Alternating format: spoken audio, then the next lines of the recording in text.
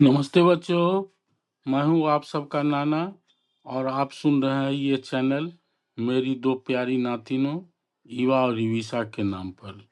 यहाँ मिलेंगी छोटी कहानी और बड़ी सीख। तो चलो कहानी शुरू करते हैं। तो बच्चों, आज के कहानी का शीर्षक है रूपा और जोकर। एक बड़े शहर में सेठ गोपाल दास नाम का बहुत धनी आदमी रहता था। उसके पास बड़ा बंगला, कई नौकर और ढेर सारी दौलत थी। लेकिन उसकी सबसे बड़ी दौलत थी उसकी 5 साल की बेटी रूपा।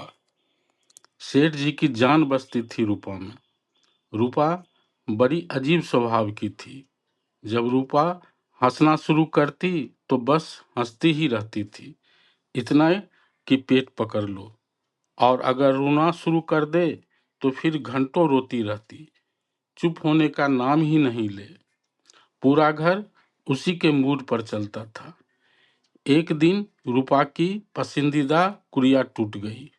बस फिर क्या था, वह जोर जोर से रोने लगी। लगातार रोई जा रही थी, मेरी गुड़िया चाहिए। घर के सारे लोग परेशान हो गए, सारे जतन कर डाले। रूपा चुप होने का नाम ही ना ले। सेठ ने नौकरों से कहा, जो मेरी बेटी को हंसा देगा उसे 100 सोने के सिक्के दूंगा। बस क्या था, पूरे शहर में बात फैल गई। सबसे पहले एक भालू वाला आया। उसने कहा, भोलू, नाच दिखाओ। डम डम डिमाक, मदारी ने डमरू बजाया।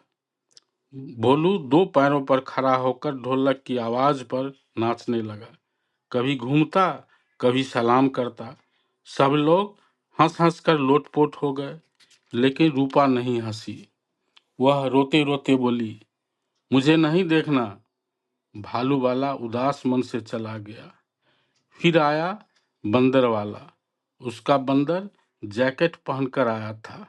मदारी ने ढोलक बजानी शुरू की, डिम डिम डिम डिम डमाक। अब बंदर कभी साइकिल चलाता, कभी टोपी पहनकर सबको सलाम करता। फिर अचानक सेठ जी की चाल का नकल करने लगा। पूरा घर ठहाकों से गूंज उठा। लेकिन रूपा फिर भी रोती रही, मुझे मेरी गुड़िया चाहिए। सेठ जी का मन अब बहुत विचलित हो गया। तभी एक जोकर आया। उसके कपड़े रंग बिरंगे थे। जूता इतना बड़ा था कि चलते समय फट फट की आवाज आती थी। सारे नौकर हंसने लगे। सेठ जी बोले, अगर तुम मेरी बेटी को हंसा दोगे तो बड़ा इनाम मिलेगा। जोकर मुस्कुराया और बोला, सेठ जी, मैं कोशिश करता हूँ। जोकर धीरे धीरे रूपा के पास गया, लेकिन उसने कोई मजाक नहीं किया।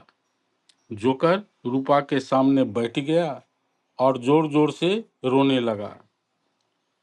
रूपा रोते रोते अचानक चुप हो गई। उसने आंसू पोंछकर पूछा, अरे तुम क्यों रो रहे हो?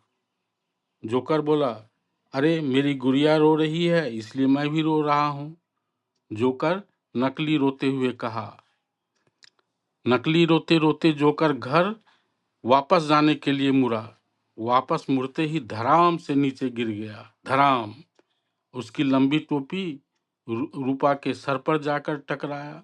बड़े जूते सेठ के पांव के पास जाकर गिरा। जोकर चिल्लाया, अरे मेरी टोपी कहाँ गया? जूता किधर गया? अब मैं घर कैसे जाऊंगा? यह देखकर रूपा अचानक जोर जोर से हंस पड़ी।